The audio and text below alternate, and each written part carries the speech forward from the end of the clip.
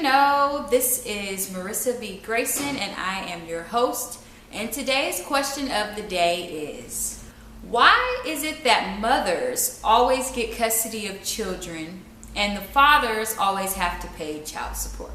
This is actually a very common question that is asked to me almost every week. So first and foremost, let me start by saying that that's not true. It's not true that moms always have custody and dads always have support. But it is quite common. So first and foremost, I want you to understand that fathers do have the same rights as mothers do. Child custody and visitation is not based upon the gender of the parents or the gender of the children for that matter. It's based on what is in the best interest of the children. Child support is determined by the income of the parties and the timeshare, which is the amount of time that each party spends with the child. So in general, you may find that mothers usually have custody of the children and fathers are required to pay support because the mothers usually spend more time with the children and the dads usually make more money. Although things are changing in society and women are becoming more and more independent and are becoming entrepreneurs, they are becoming the CEOs and executives and, top-notch people in these large companies, and they're able to make almost as much, if not as much, if not more than men are. That's not the case in every family. So in a lot of families, you still will find that the mothers are still working, but they're not making nearly as much as the fathers are. So because you consider the income of the fathers, that's one reason why the father is usually required to pay support, because they make more money.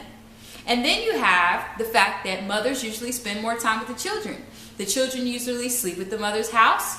The children usually are taken to school by the mothers. They're usually taken to extracurricular activities by the mothers.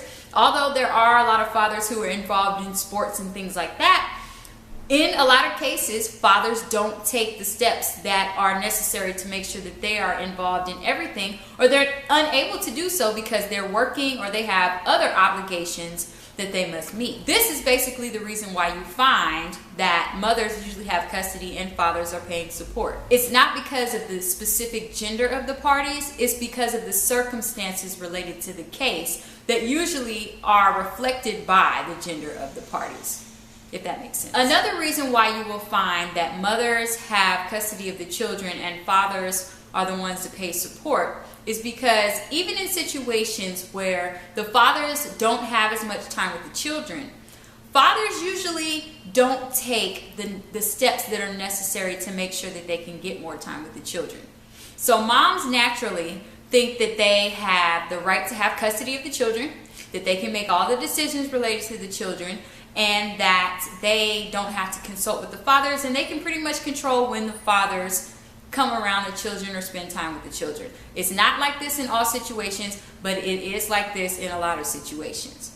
Because it's like this, you have to understand as a father that if you want more time with your children, if you've requested it from the mother and you've been denied, then you have to take it a step further to try to get the rights to the visitation and custody of your children by doing it through the court system. If the mother, on the other hand, needs child support from the father and is not receiving the child support from the father, guess what the mother's going to do? The mom will go to court or to the child support agency or wherever it is that she needs to go to make sure that she gets her child support so that she can take care of her children. Fathers need to do the same when it comes to custody. If you aren't able to see your children, it's on you to make sure that you take the steps necessary to, at minimum, request that you can see your children and that you can get an order for such so that you can enforce it if your access to your children are being denied.